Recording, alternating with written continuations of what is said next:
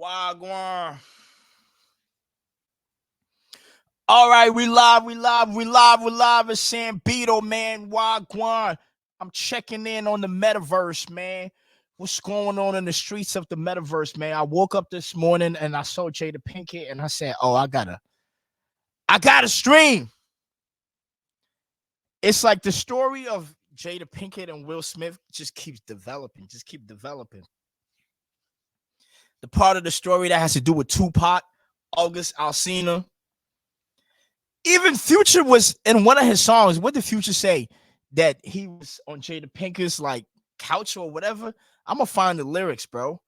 And now we come to find out that Jada Pinkett and Will Smith been separated since 2016, but they were just keeping up appearances. So the question is like, why the hell did Will smack Chris Rock? You know, Future, Jada Pinkett lyrics. Like he says, I don't, because it made me always think like Baptized. The song's called Baptized. So it made me think like, yo, the Future got something to do with, you know what I'm saying? Like why Future mention I done seen Jada Pinkett sitting out on her blanket. Huh? Did anybody catch that?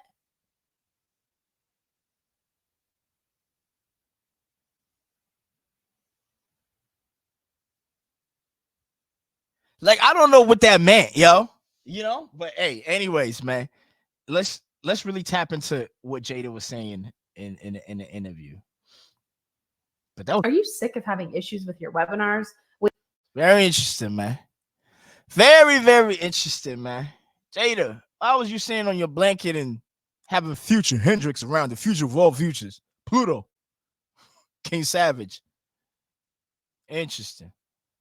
All right, we are back 8:14 with Carson and Hoda's exclusive interview with Jada Pinkett Smith, and everyone's going to be talking about this. Yeah, she is one half of Hollywood's most powerful couple. She's at the center of constant gossip and controversy, including that slap at the Oscars. She was sitting right next to Will Smith. And when we met up with Jada in her hometown of Baltimore to talk about her candid new memoir, Worthy, she opened up about an issue that has been kept secret until now. There are so many surprising things in the book, but the thing that surprised me the most, that I actually had to reread it because I said, is this true? Right. Was that in 2016, you and Will decided that you were going to live completely separate lives. Yes. It was not a divorce on paper, Right. but it was a divorce. Yo, this just lets you know when those rumors of Hollywood comes out, it be coming from like some truthful sources. You know what I'm saying? Because before she just said what she said, people have been saying it. Yo, them people are living their lives. They doing this, they doing that. You know what I'm saying? Like, and now it's like you hear from the horse's mouth. So it makes me look back at all the things that we just think are conspiracy theories. Are they? So from the year 2016, which is 7 years ago now, Yes. y'all have been apart. Yeah. Wow. But in public, They've been apart. Oh my God. That's crazy, bro. Oh my God. Like, it's crazy keeping up appearances, man. Like, I mean, I can't even fathom why they, you know, was apart. Hopefully she taps into why, but I can run a lot of theories. I don't think it has to do with Tupac, man. You know what I'm saying? I think a part of it for sure is resentment towards Will, because Will was able to go and blossom in his career, and I think Jada had to stay home and be a mom. And I'm not saying that she didn't probably do a lot of things that she wanted to do, but she couldn't become that huge of a star that Will became because she had to sacrifice and let Will go be Will. And a lot of times women have resentment when they have to do that. You know what I'm saying? And Jada seems like she's an alpha female, my bad. She's an alpha female. So an alpha female that has to like shelter herself for a man to shine. yeah, at some point in time, she's gonna be like, nigga, I need to go out there and get it too. The couple, who married in 1997, denied the gossip about their marriage. This interview on Bravo's Watch What Happens Live with Andy Cohen was taped a year after Will and Jada separated. So how long have you guys been together? 23 years. Wow. That's amazing. How do you keep it hot? How do I keep it hot? Maybe I don't know. I mean, I'm baffled, really. Yeah, right. Over the next several years, Jada and Will kept up the appearance of a committed married couple. They even faced a scandal when Jada had what she called an entanglement with a family friend. Neither let the public know they had already split. So I guess my question is, I feel like you're a straight talker, I am. except you're not sometimes. Yeah. So why do that? Like, what was the reason? I think just not being ready yet. Still trying to figure out between the two of us Yeah. how to be in partnership, right? And in regards to how do we present that to people, you know? And we hadn't figured that out. During our walk in Baltimore, Jada reflected on their breakup. Why did the relationship fracture? Oh, why a fracture? That's a lot of things. Yeah. And I think by the time we got to 2016, we were just exhausted with trying. I think we were both kind of still stuck in our fantasy of what we thought the other person should be. Oh. Jada says she considered a legal divorce, that's not- but could never go. That's not an answer. How does she go from I'm a straight talker, I'm a straight shooter, to giving this answer? That's a vague ass answer. Like, is the nigga bisexual like they be saying he is? Like, what is it? You know what I'm saying? Like, is it about Tupac? Is it about resentment because he was able to go out there and be a bigger star than you? What is it? Like, keep it real. Because at this point, I'm starting to think this had to do more with Jada than him. Like, you can't be a straight talker and not talk straight, you know? Like, that was so vague, man. Go through with it. I made a promise that there will never be a reason for us to get a divorce. We will work through whatever. And I just haven't been able to break that promise. But you still live separately. We live separately. I have so many questions. So do I. I have so many It questions. was the strangest, it was the strangest kind of revelation to realize that these two people have had separate lives. I mean, they have not called each other husband and wife in all of those years. Except for the appearance everywhere they went. Except for the appearances, right? Including at the Oscars. Yes. By the way, there's a whole chunk in this book that we're going to get into in the Dateline special and also a little later here. Keep my wife's name out your mouth. It's not your wife, bro. Of what happened in that moment when he said, get my wife's name out of your mouth, that kind of thing. Yeah. There's a whole backstory there too. But Jada is candid and honest in this book. I mean, she's saying things that she's never said. So they've kind of been living this. I know the backstory because I saw it. So basically, Jada said that, there was always like breakup rumors between, her and Will. And one time Chris Rock called her like, hey, can I take you out? She's like, excuse me? Like, and he's like, I thought you and Will broke up. And then she's like, oh no, those are just rumors. And then Chris, oh, I'm sorry. I'm so sorry. I'm so sorry. I'm so sorry. So I'm pretty sure Jada told Will like, your homeboy was trying to get some. So, all this alopecia and all these things that people have been saying, maybe that's not really the reason why Will don't like Chris Rock and got up and smacked him. It's just kind of like, you trying to fuck my bitch, nigga. Even though she's not mine, you can't have some. Pretend life publicly. For years. They knew the secret. They know it. So They're now telling she's each other. telling everyone. Yeah. But they're not divorced. Nope. So they're And separated. they don't plan on it. They don't plan on getting divorced. I think a lot of American families can relate, though. I think there's a lot more distance between husbands and wives than anybody ever really talks about. Yeah.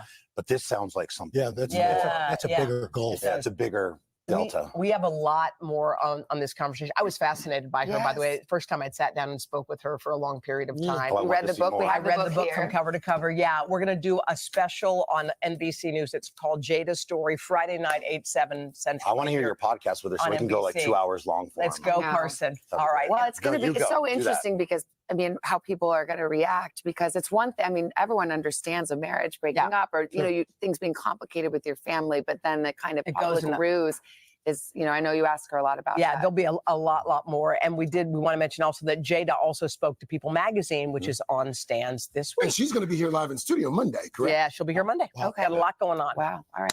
Thank you very much. That. Hey, thanks for All right, yo, let's move on from that, right? Let's get to Joe Budden and Drake, bro. It's crazy, bro.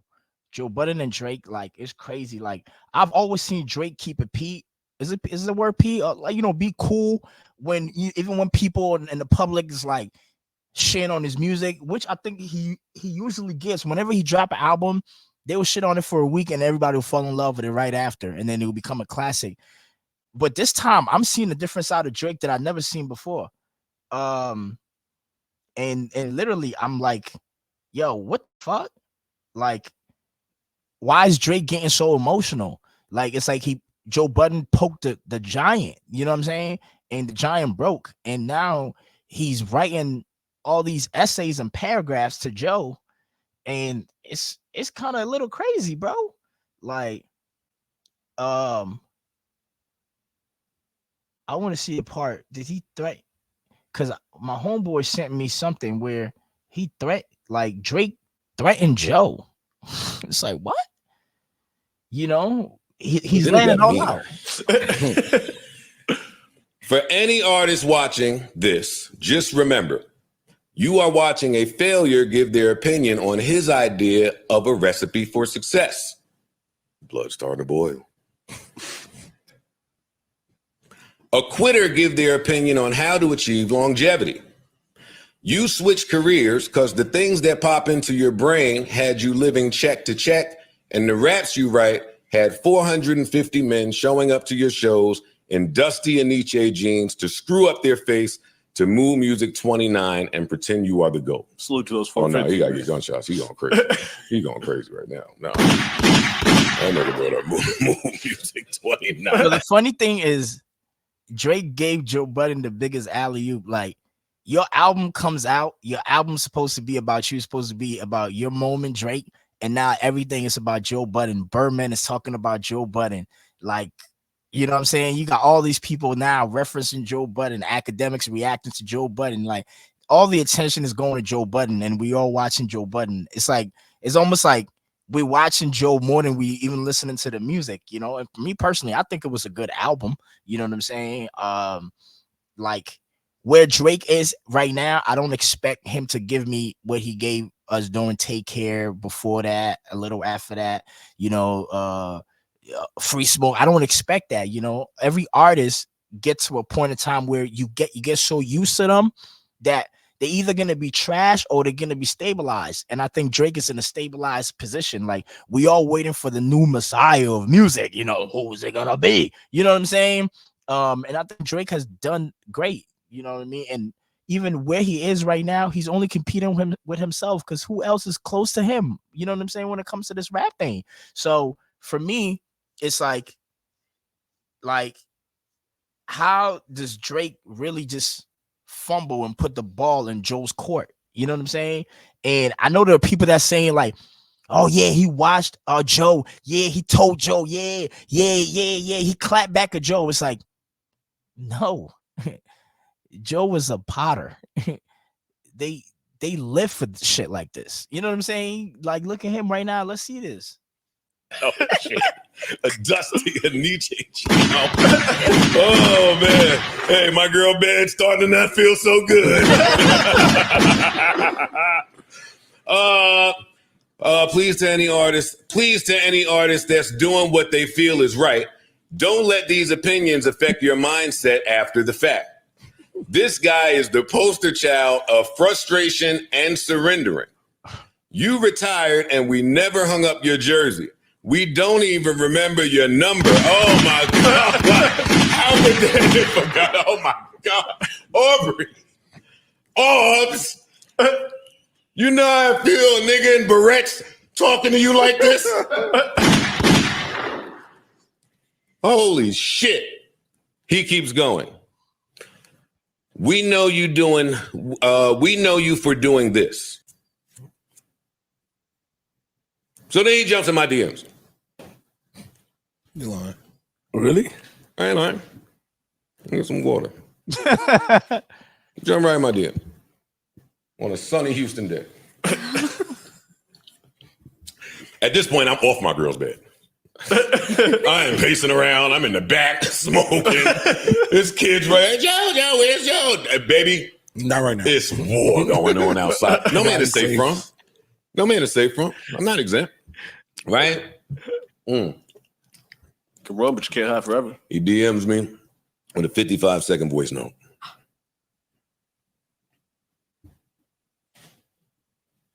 I can't tell you what it said. Because I didn't listen to it. Why not? You got to speak to me with love. Do you want to play it? No, never. That ain't me. Oh. If I was one of these clout chasing ass niggas, that is exactly what I come in here to do. But I'm too thorough at my core and my soul.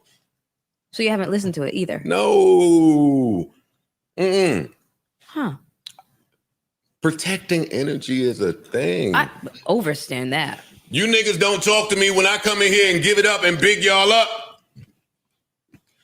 Y'all don't talk to me when I say favorable things any other time. Don't fucking talk to me now. And with the way you niggas appear to feel about hip-hop media, who the fuck are y'all that y'all think y'all should still be granted the luxury of our dishonesty? We don't kick it. Oh, those bars. Oh, shit. He's saying, y'all don't fuck with us, so why should we lie to y'all like y'all's music is good when we don't think y'all niggas is that good? Why we gonna lie? Why do y'all want us to say y'all niggas is hot? When y'all don't fuck with us, y'all fuck with them white people when shit turn up. So why the fuck are we gonna say, let's protect these niggas' emotions and be dishonest about how we feel about their music? That's what y'all talking about right now, man. You're right. It's a good Give a fuck if y'all niggas never speak to me. Who the fuck is y'all? See, now I get mad. What if it's a bury the hatchet message? Breathe. So anyway, say it publicly. I was waiting. I was hoping somebody else said it. Yes, you say all of that publicly. Don't hit me behind the scenes on some other buddy shit. Okay. Address me the same way. So he sends me this voice note that I don't listen to. Yeah, my DMs are lit. Shit. Sound nice. Look at you. Sound nice. Look at you. Look at here, man. Take a chill pill, Anthony. Have a drink. Throw on some instrumentals. Maybe write one of those fellas. Do your thing. Let me do my thing joints for old time's sake. A little radio play would do you some good, Papa. That's what he said to you? Who said that? Drake said that. Do y'all hear that? To you? Come on, bro. That's what I'm saying. Bro, how he get Drake out his body like that? Y'all remember when Joe Budden wrote like at least 3 songs? I think the songs was at least 7 minutes each, dissing Drake. And Drake, I don't even think Drake responded, but with a line or something. And now Joe Budden has gotten Drake out of his body, not with a verse, but with just a review of his album. Shit, the game has changed, bro. These podcasters, niggas, is gaining power. Yes. I'm confused. I'm not. I am a little too. See, I think, and I'm guessing. It sounds like he think that this is like I a think game? that somebody put a battery in his back. I think somebody put a battery in his back. Beef time. Like I want to reiterate. I'm happier than I've ever been in life. I don't have smoke. I don't have beef. I don't even understand. I don't even get the message. But cool. Yeah, I'm not sure why you went crazy like that. I like the album. This ain't 2016. I got no beef. Get your shit off, though. As a matter of fact, nobody's happier for you than me. That's what you said. Yeah. And I'm not going to continue to. I'll read this because this was important. Because you bringing up my friends and the bitches I fuck like you know anything about that.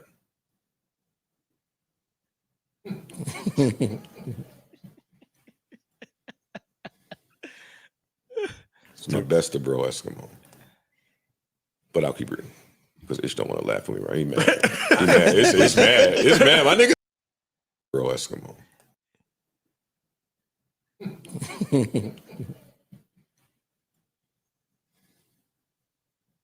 It's my best of bro Eskimo.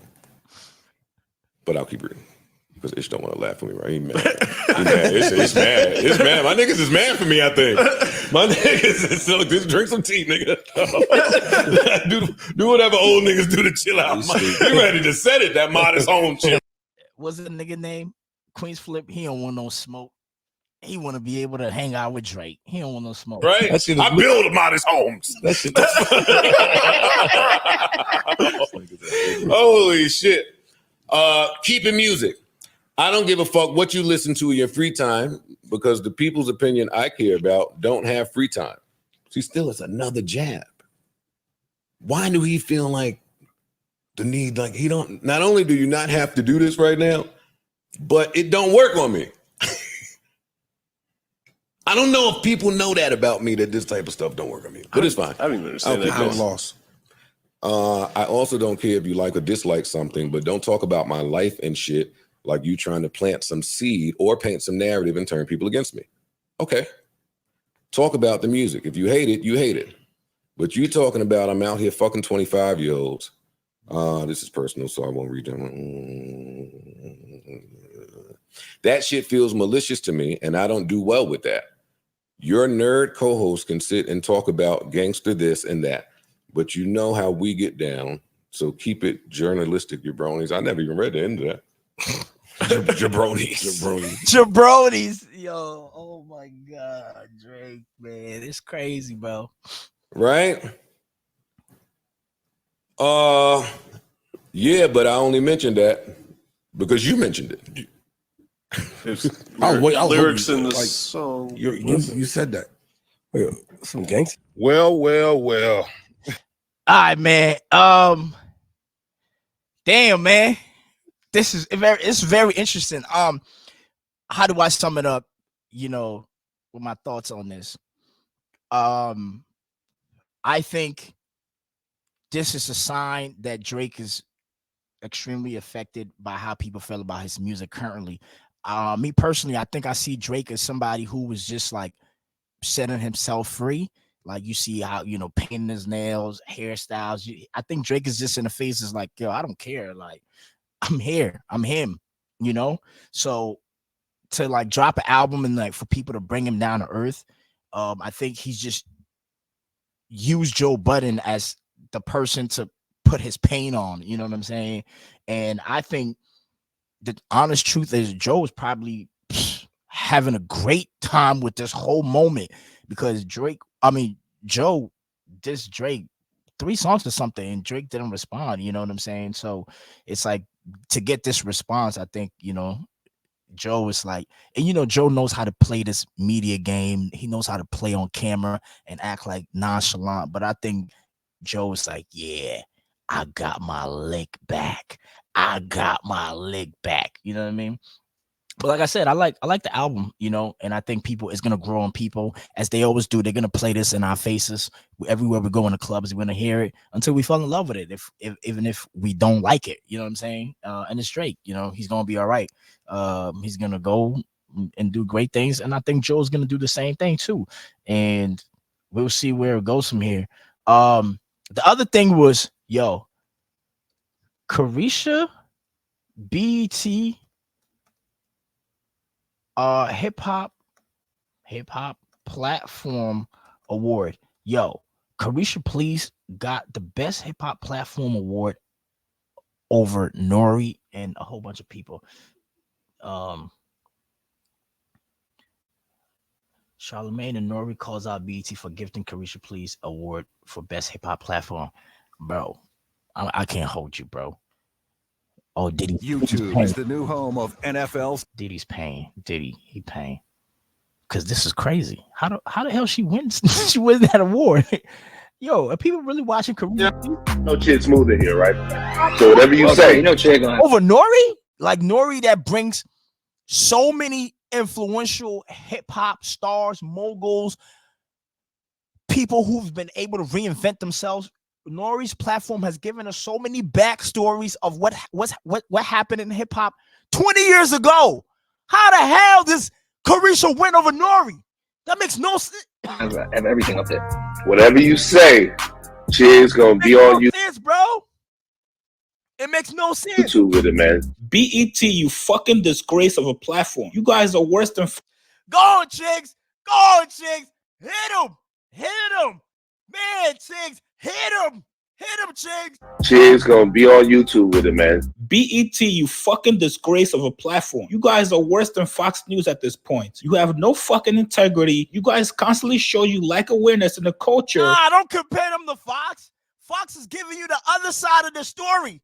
CNN gives you the other side of the story. Just because black people, we love CNN, that don't mean that they're giving us the truth. Don't give it to don't compare BET to Fox. BET, what they're doing is abomination, disgraceful. Let me tap into my Stephen A. Smith energy. Catastrophic, embarrassing to say the least. I can't levitate with this kind of motherfucking. That's why I stopped. Come on, chicks. Hold me down, Chick. You are no longer the hip-hop staple that you were once known for. Now, it's bad enough y'all fucked up last year, giving Caresha Please the award for Best Hip-Hop Platform, tying her with Drink Champs. Yes, no, you heard that right. They tied her with Drink Champs, a show that actually interviews hip-hop legends and is based on, I don't know, hip-hop? How the fuck do you double down on the fuckery once again this year? After she dropped only 4 episodes all year long, and then spin the block this year and say, you know what, Caresha, here's another award. Oh my God, this is bad. Bad. BET, are we serious? Like, come on, bro. Our check from Diddy cleared already. This is a slap in the fucking face, and I demand you guys to answer for this war crime. Out of everybody that was nominated, all hip-hop, Caresha Please, Drink Champs, Hip Hop DX, $1 million worth of game, Rap Caviar, The Breakfast Club, Joe Budden. Breakfast Club was on there. The Joe Budden podcast. How does Caresha? Yo, you cannot explain why Caresha won this, bro. You can't explain this other than collusion. This is crazy. It's almost like, yo, you are destroying the credibility of your platform. But for what reason? What is the leverage? What is the leverage to lie to the people and say her platform is a better hip-hop platform than the rest of these other platforms that people actually go to for hip-hop daily basis? What is the leverage? What is it? Is it because of the relationship with Diddy? Are you guys trying to turn Caresha into something that we haven't seen yet? Like, I'm really trying to understand it. And this is not even a personal shot. It just don't make sense. She needs more episodes. She don't have enough episodes to go against these other guys. Come on, man. Podcast and Double XL, you guys gave it to Caresha Please with only 4 fucking episodes? Crazy. How brain dead and clueless can you guys be? You guys even left off Math Hoffa, the guy that has a platform based on interviewing hip-hop legends that drops videos damn near every day. And also, Math worked with you guys last year. You guys couldn't give him a nomination this year? Okay, so let's go find out why she's even nominated. Let's see what hip-hop information we can learn from Caresha Please. If you guys go to one of these episodes, she interviews Black China. Title says Black China talks turn-ons and offs, Kardashians, Tyga, spiritual journey, and more. Wait, where's the hip-hop? Nori tweeted, so nobody gonna say nothing about the podcast/media award? Yeah. No. Okay, me neither. You know what, BT? You guys even fucked up so bad that you got Charlemagne to say Joe Budden's name in public for the first time since they started beefing. Here's what Charlemagne said. Hip-hop platform, Caresha Please. We got to stop. Salute to Caresha. Come on now. 2 years in a row. Yes. Well, last year she tied with Drink Champs. I got mad love for Caresha, but you got platforms that come out daily and you got platforms that come out weekly, you know, like the $1 million worth of games and the Drink Champs, you know, Joe Budden. Like, come on now. Come on, Caresha. I love Caresha. He didn't want to say Joe Budden's name, but he had to give him his credit, man. Listen, bro, this is not personal, bro. It's a Caresha, man. Listen, bro, that shit is a collusion, man. That shit ain't right, bro. This is whack. I guess BET is just trying to discredit themselves some more. Listen, what I think is these independent platforms, they got to have their own hip hop award show, whether they're gonna have it virtually or in person, and then just do that, man. And I think guys like Charlamagne the God, Joe Budden, Nori, they just put their heads together and start their own award show. Like that's just based on hip hop, bring, the people who are coming from smaller platforms who are actually also reporting, bring them up so that they can take over, you know what I'm saying? And the people who are already up there, you know what I'm saying, give them the awards and, join resources and keep the music going, you know what I'm saying? And have, if they have more of a committee, they can actually have a structure where they can have a larger influence on hip hop and to dictate, what people should listen to and actually, influence better music, you know what I'm saying? If they all come together, Caresha, please. But was that sponsored by De Leon? I don't know. Was De Leon a sponsor of the BET Hip Hop Awards? I don't know. And her, I love what she does, but 2 years in a row, come on now. And that By is the your way, rumor report. if Caresha Please did come out weekly, I wouldn't have no problem with it. You know what I'm saying? Because it is that good when she drops. Right. But I just don't see enough of it for her to win Hip Hop Platform of the Year too. Even though nobody goes on all hip hop, I would have been fine if you guys would have given it to them. At least they got hip hop in their title name. Let alone you even mentioned other platforms like Academics, DJ Vlad, Sean Cotton, No Jumper. What are we doing here, BET? Now, I really wasn't even gonna make this video addressing this stupid award, but I was just wondering if this enrages anybody else besides me. Yes, I know BET has not been relevant for about 16 years now. Listen, next year, BET, don't even make this category anymore. Just call it the Caresha Please Awards and continue to give awards every year. A platform that interviews rappers, baby mamas about nothing to do with hip hop wins the BET Hip Hop Award for Best Platform. Yeah, okay. So what you guys think about this, man? Push comments below. Subscribe to my channel, like this video. I'll see you guys later, man. Oh man. Okay. So yeah. Those are the interesting things that I seen today that I wanted to touch on. Yeah, man. I think this, I don't even have to touch on this because it's clear as day, man. No, we ain't going for it. We ain't going for it, man. We not going for it.